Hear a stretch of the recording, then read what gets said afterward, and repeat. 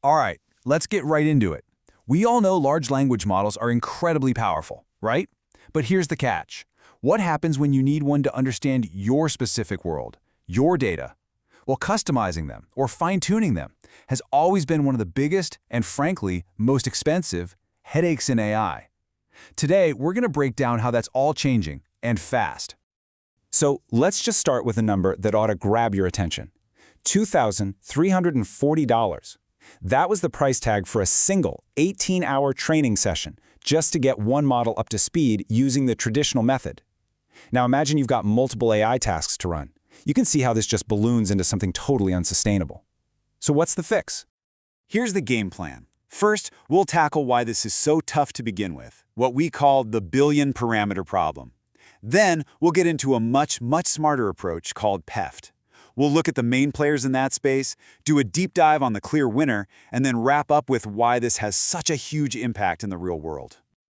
Okay, first up, the billion parameter problem. And honestly, this analogy is just perfect. Think of a pre-trained AI as a high-performance car engine right from the factory. Traditional customizing is like deciding you want a little more power, so you take the entire engine apart, piece by piece, and rebuild it from the ground up. It's just wildly inefficient. And here's why it's so crazy. Traditional fine-tuning forces you to update every single parameter in the model, every weight, every little connection. For a model like GPT-2, and that's considered kind of medium size now, you're talking about over 774 million parameters you have to tweak, save, and keep track of.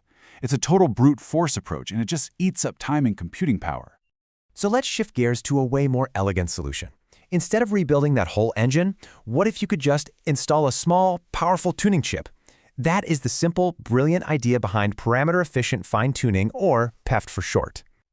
You know, the name really says it all.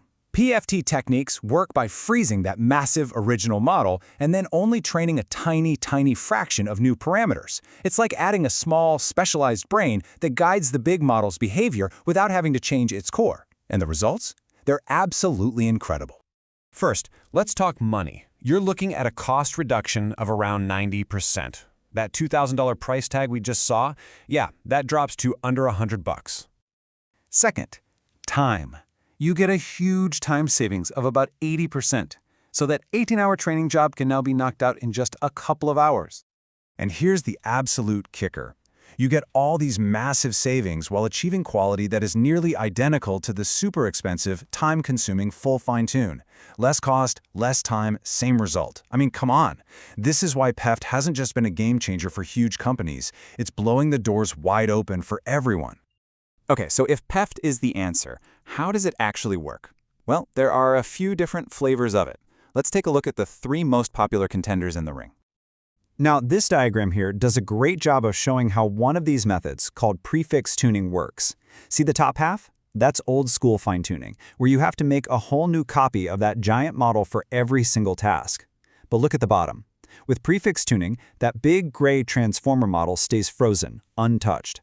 You only train that tiny, task-specific prefix that basically acts like a set of instructions, telling the model what to do. So here's a quick rundown of the big 3. You've got prefix tuning, which we just saw. It adds these trainable virtual tokens at the beginning. Then there are adapters, which work by wedging tiny new networks in between the model's existing layers. But the one we're really going to focus on is LoRA. It works by adding these super small, trainable layers right next to the model's frozen ones, training only about 1.1 to 1% of the total parameters. So which one actually comes out on top? This chart lays it all out. And the critical thing to see here is the trade-off. Sure, the full fine-tune gets the absolute highest accuracy at 95.1%, but look at LoRA. It's right on its heels at 94.2%, but it costs just $87 instead of over $2,000. It just hits that perfect sweet spot of cost, speed, and quality. It's a clear winner for most real-world applications. So how do we get LoRA to work its magic? Well, to get these amazing results, you need to know how to tweak a few key settings. We call them hyperparameters. The best way to think of them is like the dials on a mixing board for your AI model. But before we start turning those dials, we have to understand the tightrope we're walking. It's this fundamental balancing act between overfitting and underfitting. Overfitting is when your model basically memorizes your data so perfectly that it freaks out when it sees anything new. Underfitting is the opposite. It's too generic, it hasn't really learned enough. The whole goal is to find that perfect sweet spot right in the middle. And these are the four most important dials you need to know. You've got the rank, which is kind of like the size of your upgrade. Then alpha, which is the strength of that upgrade. The learning rate controls the speed it learns at. And epochs is simply how many times it gets to practice on your data. Honestly, for most jobs, just starting with these recommended settings is the best way to hit that sweet spot. Now, let's get into a slightly more technical but super important idea. How in the world do you train these things if you don't have a monster computer? Well, the answer is this really clever trick. It basically lets you get the results of a powerful computer, even on a smaller one, by just breaking down the work into smaller, more manageable chunks. Then here's what that looks like. If you've got a massive GPU, you could process 32 examples all at once. Fast, but needs a lot of power. Or you could use a regular consumer graphics card, process just one example at a time, and just do that 32 times before you update the model.